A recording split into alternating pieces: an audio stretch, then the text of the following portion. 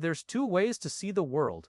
Some people see the thing that they want, and some people see the thing that prevents them from getting the thing that they want. There's a great story of two lumberjacks where every morning they start chopping wood at the same time, and every day they stop chopping wood at the same time, and every day one of the lumberjacks disappears for about an hour in the middle of the day, and every day he chops more wood than the other guy, and this goes on for months, and eventually the one who works all day, he says, "I don't understand every day. We start at the same time every day. We start at the same time every day. We stop at the same time every day.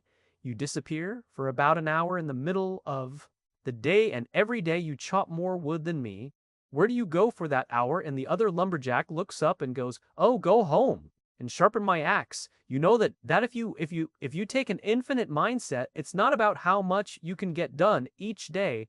It's how much you can get done over the course of a career, over the course of a career, over the course of a lifetime. And you got to take vacations, which means you turn off your email and you turn off your phone and you do not connect to the office. Go sharpen your axe. I have 5 little rules that you can follow as you find your spark and bring your spark to life. The first is to go after the things that you want. Let me tell you a story. So a friend of mine and we went for a run in Central Park, the Roadrunners organization, on the weekends. They host races, and it's very common at the end of the race. They'll have a sponsor who will give away something, apples or bagels or something. And on this particular day, when we got to the end of the run, there were some free bagels, and they had picnic tables set up. And on one side was a group of volunteers. On the table were boxes of bagels, and on the other side was a long line of runners waiting to get their free bagel. So I said to my friend, "Let's get a bagel." And he looked at me and said, "Ah, the line's too long." And I said, "Free bagel." And he said, "I don't want to wait in, it's too long." And I said, "Free bagel." And he said, "I don't want to wait in line." And I was like, "Free bagel." And he says, "Nah, this is too long." And that's when I realized that there's two ways to see the world. Some people see the thing that they want, and some people see the thing that prevents them from getting the thing that they want. I could only see the bagels, he could only see the line, and so I walked up to the line, I leaned in between two people, put my hand in the box, and pulled out 2 bagels, and no one got mad at me because the rule is, you can go after whatever you want. You just cannot deny anyone else to go after whatever they want. So the point is you don't have to wait in line. You don't have to do it the way everybody else has done it. You can do it your way, everybody else has done it. Can break the rules, you just can't get in the way of somebody else getting what they want. Rule number 2, take care of each other. The United States Navy SEALs are perhaps the most elite warriors in the world. And one of the SEALs was asked who makes it through the selection process, who is able to become a SEAL, and his answer was, "I can't tell. You? The kind of person that becomes a SEAL? I can't tell you the kind of person that makes it through buds, but I can tell you the kind of people who don't become SEALs." He says the guys that show up with huge bulging muscles covered in tattoos, who want to prove to the world how tough they are, none of them make it through. He said the preying leaders, who like to delegate all their responsibility and never do anything themselves, none of them make it through. He said the star college athletes who've never really been tested to the core of their being, none of them make it through. He says some of the guys that make it through are skinny and scrawny. He said some of the guys that make it through are skinny and scrawny. He said some of the guys that make it through, you will see them shivering out of fear. He says, however, all the guys that make it through, when they find themselves physically spent, emotionally spent, when they have nothing left to give physically or emotionally, somehow, some way they are able to find the energy to dig down deep inside themselves, to find the energy to help the guy next to them. They cameled and they fist. Become SEALs. He said you want to be an elite warrior. It's not about how tough you are. It's not about how smart you are. It's not about how fast you are. If you want to be an elite warrior, you better get really, really good at helping the person to the left of you and helping the person to the right of you. Because that's how people advance in the world, duh. World is too dangerous, and the world is too difficult for you to think that you can do these things alone. If you find your spark, I commend you now. Who are you going to ask for help, and when are you going to accept help? When it's offered, learn that skill. Learn by practicing helping each other. It'll be the single most valuable thing you ever learn in your entire life, to accept help when it's offered and to ask for it when you know that you can't do it. The amazing thing is when you learn to ask for help, you'll discover that there are people all around you who've always wanted to help you. They just didn't think you needed it because you kept pretending that you had everything under control. And the minute you say, "I don't know what I'm doing, I'm stuck, I'm scared, I don't think I can do this," you will find that lots of people who love you will rush in and take care of you. But that'll only happen if you learn to take care of them. First, lesson 3, Nelson Mandela is a particularly special case study.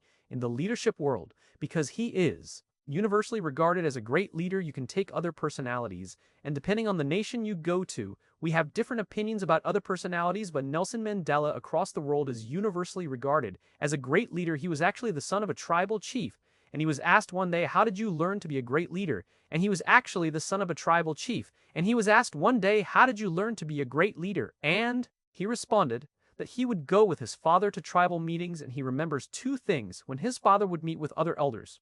One, they would always sit in a circle, and two, his father was always the last to speak. You will be told your whole life that you need to learn to listen. I would say that you need to learn to be the last to speak. I see it in boardrooms every day of the week. Even people who consider themselves good leaders, who may actually be decent leaders, will walk into a room and say, here's the problem. Here's what I think, but I'm interested in your opinion. Let's go around the room. It's too late. The skill to hold your opinions to yourself until everyone has spoken does two things. One, it gives everybody else the feeling that they have been heard. It gives everyone else the ability to feel that they have contributed. And two, you get the benefit of hearing what everybody else has to think before you render your opinion. The skill is really to keep your opinions to yourself. If you agree with somebody, don't nod yes. If you disagree with somebody, don't nod no. Simply sit there, take it all in, and the only thing you're allowed to do is ask questions so that you can understand what they mean and why they have the opinion that they have. You must understand from where they are speaking, why they have the opinion they have, not just what they are saying, and at the end, you will get your turn. It sounds easy. It's not. Practice being the last to speak. That's what Nelson Mandela did. Lesson 4. In the 18th century, there was something that spread across Europe and eventually made its way to America called pearly fever, also known as the Black Death of Childbed. Basically, what was happening is women were giving birth, and they would die within 48 hours after giving birth. This Black Death of childbirth was the ravage of Europe, and it got worse and worse and worse over the course of over a century. In some hospitals, it was as high as 70% of women who gave birth who would die as a result of giving birth. But this was the Renaissance. This was the time of empirical data and science, and we had thrown away things like tradition and mysticism. These were men of science. These were doctors, and these doctors and men of science wanted to study and try and find the reason for this Black Death of childbed. And so they got to work studying, and they would study the corpses of the women who had died. And in the morning, they would conduct autopsies, and then in the afternoon, they would go and deliver babies and finish their rounds. And it wasn't until somewhere in the mid-1800s that Dr. Oliver Wendell Holmes realized that all of these doctors who were conducting autopsies in the morning weren't washing their hands before they delivered babies in the afternoon.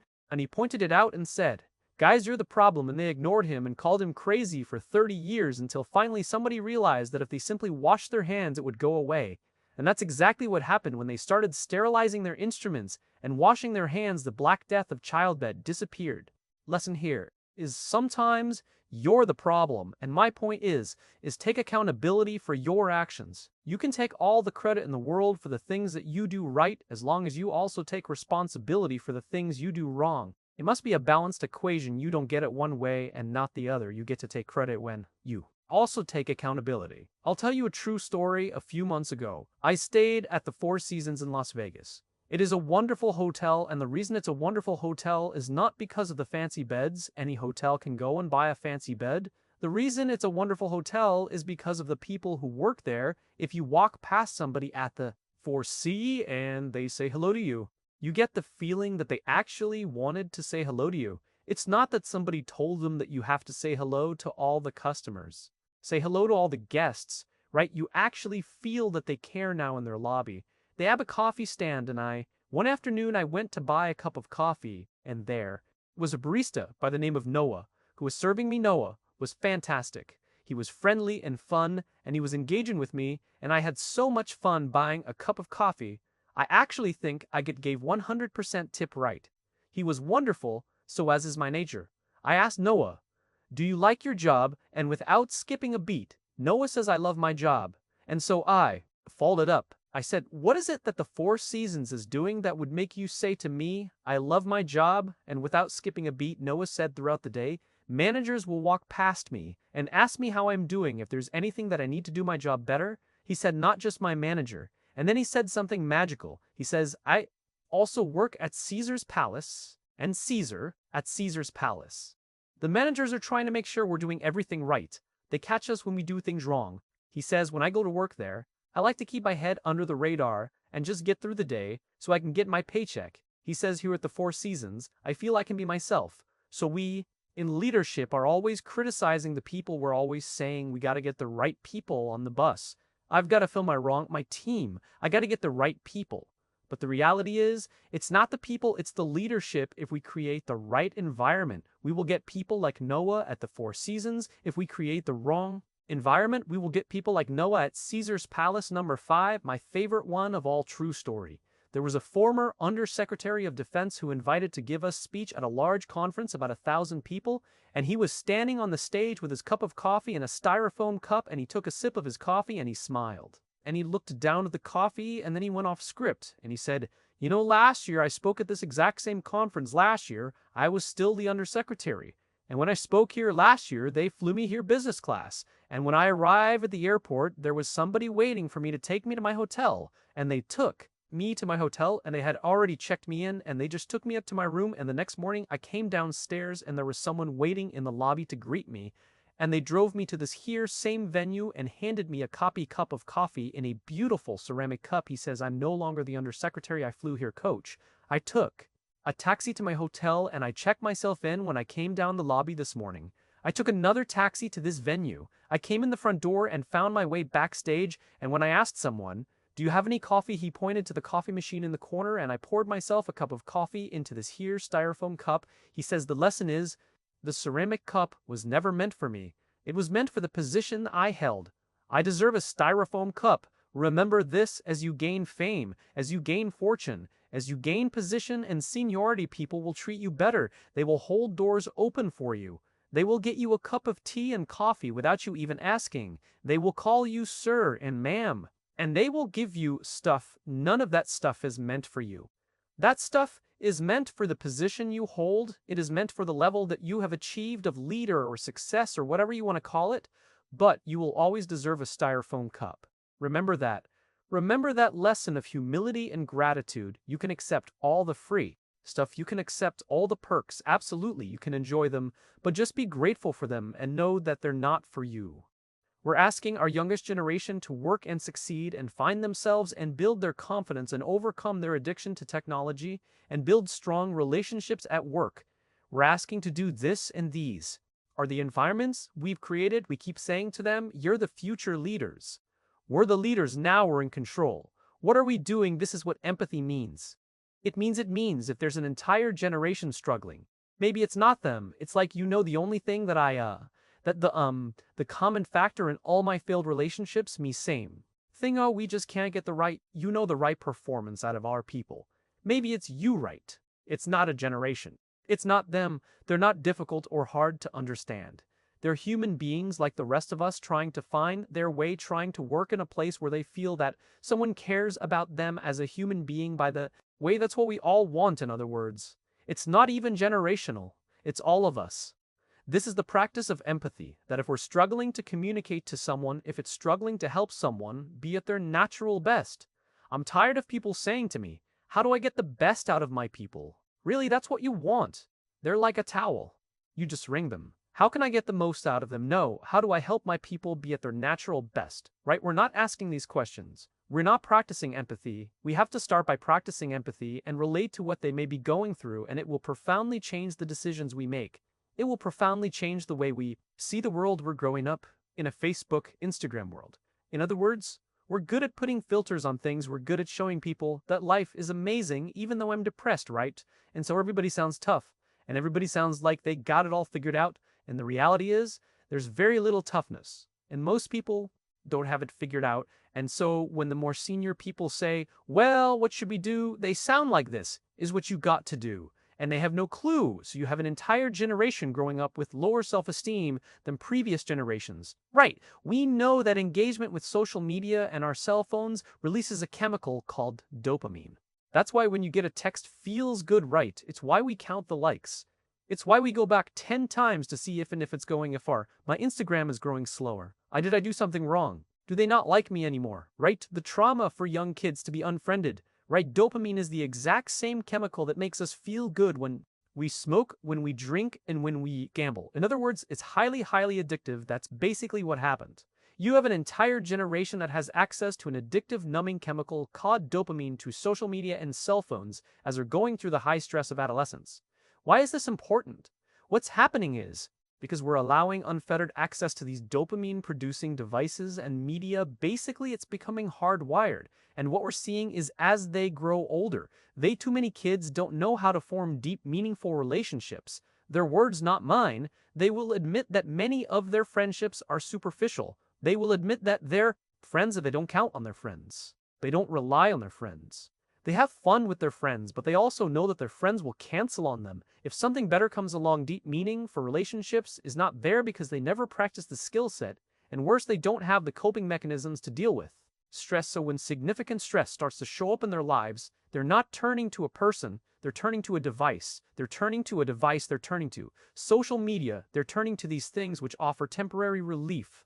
I believe loving your work is a right and not a privilege. I despise the fact, I lament the fact, I curse the fact that so few people get to say I love my job as if they've won some lottery. You go out with your friends and somebody says I love my job and everybody goes, oh my God, you're so lucky, right? That to me is madness.